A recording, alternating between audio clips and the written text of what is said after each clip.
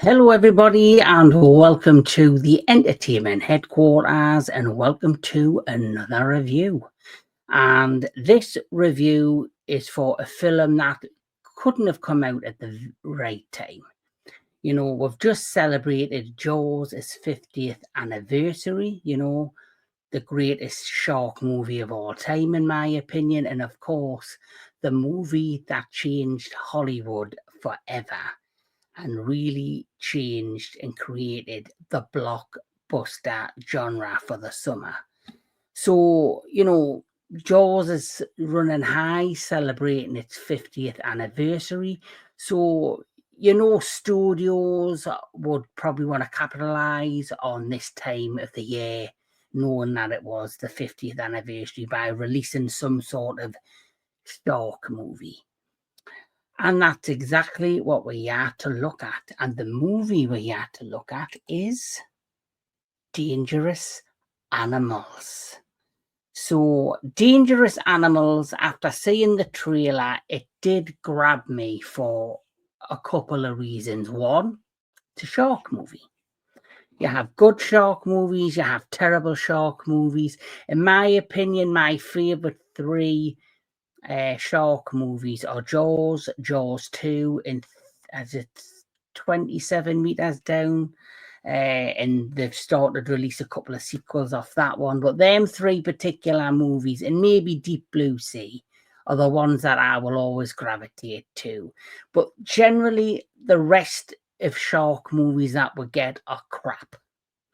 You know, they really are. You know, they just don't, you know, capture the fear, the emotion, or the tension, or, you know, make you feel, you know, intense, or on the edge of your seat, nervous, because, you know, it's very hard to do what Jaws did. So that was the first thing that grabbed me interest, because it's a shark movie. And then the second thing that grabbed me interest, because it may appear to be a shark movie on the surface, but underneath it all, it's a lot more. And so let's get into it. Dangerous Animals is a 2025 survival horror film directed by Sean Bryan and written by Nick Leppard. The film stars Hassie Harrison, Josh Houston, Rob Carlton, and Jai Courtney. Now, Jai Courtney, I'll try and get his fucking name right. I'm terrible with pronunciations. But Jai Courtney, I've only ever seen him in one or two movies. And to be honest, I cannot remember which ones they were. I think he definitely was in one of the Suicide Squad movies. But apart from that, I cannot picture him in anything else. But the basic concept for this particular movie is this. You have this character called Zypher, played by Hassie Harrison, who is an American tourist / drifter who has come to Australia to, you know, surf on the amazing beaches and the amazing waters. And she's out there surfing, and she ends up hooking up with a guy called Moses, who's played by Josh Houston. They have this amazing, passionate one-night stand.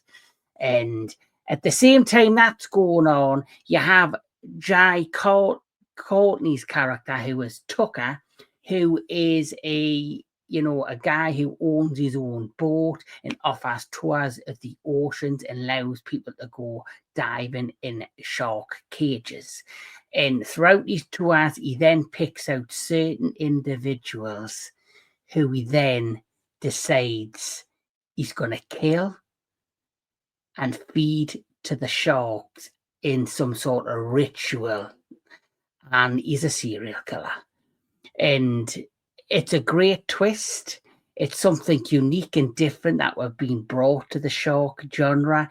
And to be honest, he yes, is a movie that features sharks, but Jai Courtney's Tucker and the character of Zephyr, who is played fantastically by the female lead, Hassie Harrison.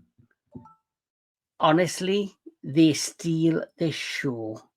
They steal this movie because it goes from what you think is an amazing concept of this serial killer who's stalking certain individuals and going through like this rituals of then lower them down into water and feeding them to these sharks to then, kidnapping the wrong girl who is a fighter who will fight for her life. And it becomes a game of cat and mouse between the character of Zephyr and Tucker. And one thing I will say is Jai Courtney is absolutely brilliant in this film. He's very believable as this, unhinged, bulky Australian, tourist guide who seems very nice on the surface, but underneath him on, he's very unhinged and he's very, very dangerous.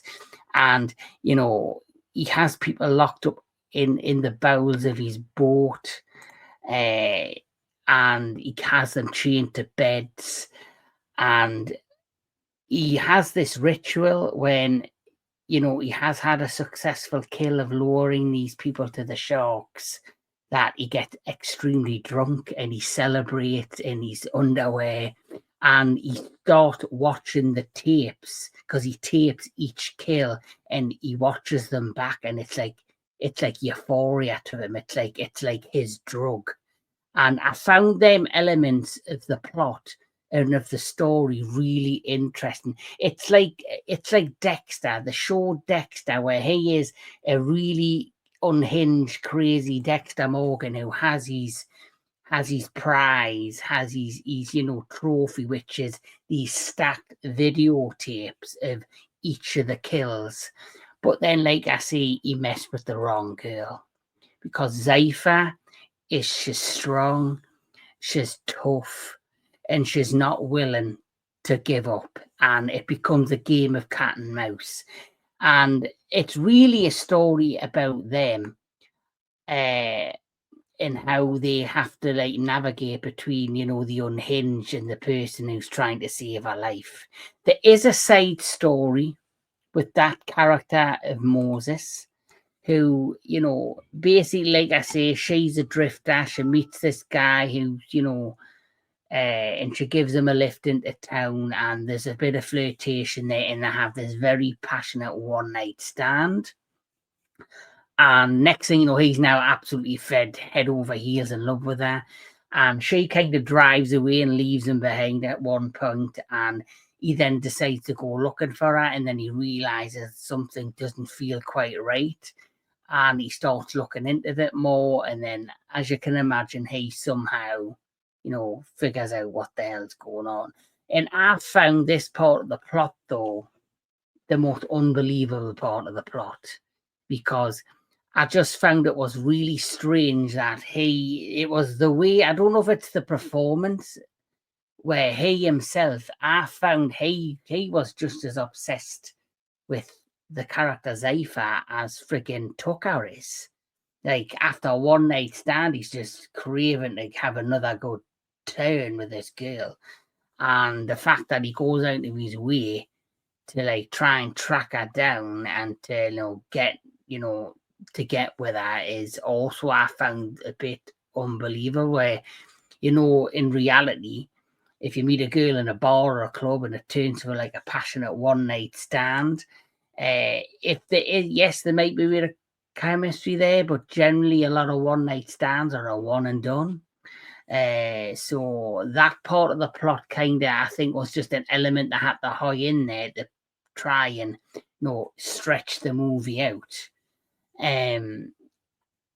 The great thing about this movie is, because it is more about the two main characters, of Hassie and Jai, I love the chemistry between them. I love the fact you had this chemistry between these two lead actors.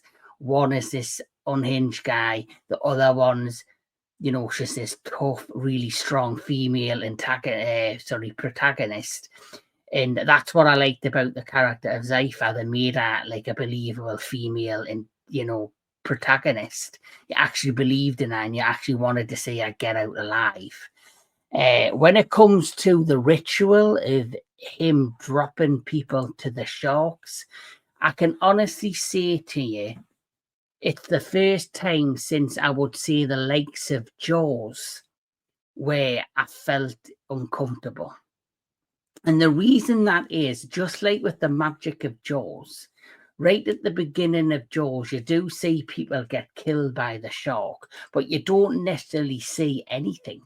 You see maybe the fin above the water, you see a person potentially get dragged down to the water, and you see the blood hovering above the water when someone's being torn apart deep below, but you don't actually see the grotesque of it all and, you know, the true gore of it all. Where modern shark movies use far too much CGI, and the sharks just look so unbelievable and just look so fake, and it puts you out of the movie. Where the great thing I liked about this particular movie is, yes, I do think there is hints of small bits of CGI, but they use a lot of shark footage. So you see bull sharks and tiger sharks swimming around the water after he throws the chum in and he's starting to lower the people down to the water. But the footage of the sharks is like from probably like natural, you know, documentaries and, you know, footage people's captured of these sharks heading towards the boat underwater looking for the chum, and then you see the person getting lowered down, and it adds that element of realness to the story and to the whole scenario, and it did make you feel comfortable. And when you do see the people suddenly now you know, getting chomped, you don't actually see the sharks or any CGI-ness that way. All you see is the odd fin above the water, the tail splash, and the bodies twisting and turning, and the blood spattering from down below the waist into, you know, and them writhing in agonizing pain. And for me, that felt more realistic and it felt more unsettling than, you know, some of the other shark movies we've had from over the years, like the Meg. You know, that exaggeration of a character, the Meg shark. And another shark film I recently seen was the likes of Under Paris, Deep Fear. And those movies use far too much CGI, and for me, it just takes you out of the movie. Where this film uses more, you know, real footage and maybe the odd slight glimmer of CGI, but it's not off-putting because it doesn't overtake what you're seeing on screen when it comes to the kills and the gore. There's one particular moment where after somebody has passed away and been brutally killed, you just see half her body floating around the water and just her head and her shoulders and her arms, and there's nothing left and just chunks of her body, which I thought was really, really well done. There is, you know, one moment as well which was really on the edge, and it is where he finally gets his hand on Zypha and he lowers her into the water. But he's lowered her into the water when another shark arrives, the single shark, and it happens to be, of course, this big boy, this great white shark. And there's this great underwater scene, which I won't spoil, but there's an amazing underwater scene with Zypha and the shark. And, you know, where she's looking around and it's just darkness and gloomy waters, and you can just see glimmers of the shark in the distance, or, you know, hovering around, circling her, and it's really intense. And for me, that just feels more realistic and really adds to the power of the movie. Guy Courtney, like I say, he really is amazing in this. Like I say, I've only seen him in two other movies that I can remember vaguely and being in. But this movie, he's a standout. He really was having a lot of fun in this movie. Like I say, Hattie Harrison, she's fantastic in this as well as a strong female protagonist. The weakness in this movie is the character of Moses.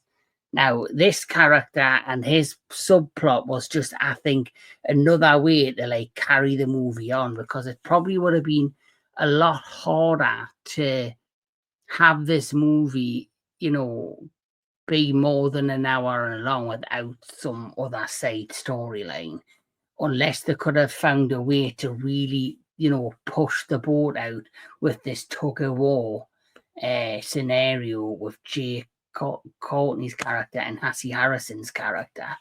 But the great thing about this, like I say, is the fact that it on the surface is a shark movie, but it's got a lot more depth to it, and it's more of a serial killer movie that, you know, his motivations is the use and the love of sharks, which I just think was a great concept and an original idea. If I'm going to rate this movie, I'm going to give it a 8 out of 10. I like it for what it is. I like the idea, and it really surprised us compared to other shark movies that I've seen over the last few years.